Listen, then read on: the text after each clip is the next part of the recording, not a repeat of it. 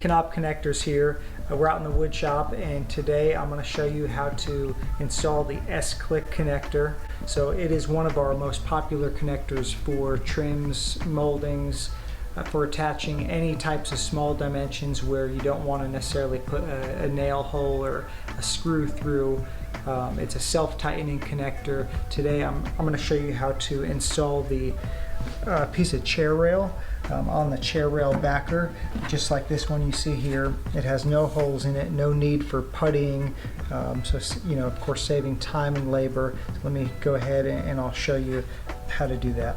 So the sKLICK is a plastic dovetail connector. You've got a hole in the center, and it's attached by using a 3x13 panhead screw.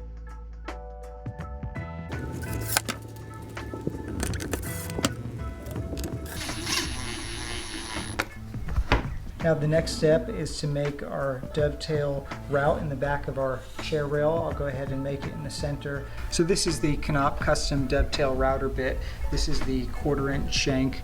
We've got it available in 1/2 inch as well.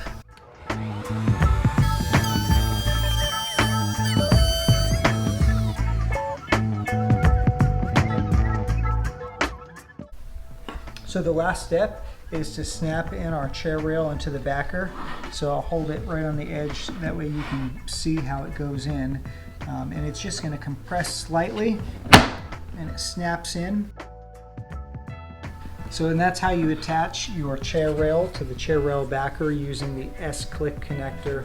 We don't have any nail holes, there's nothing to putty. Overall it's going to save you your time, your labor, your overall costs at the end of the job. So that's how you use the sKLICK connector for snapping on trims and moldings. You can get it at knappconnectors.com. Thanks for watching.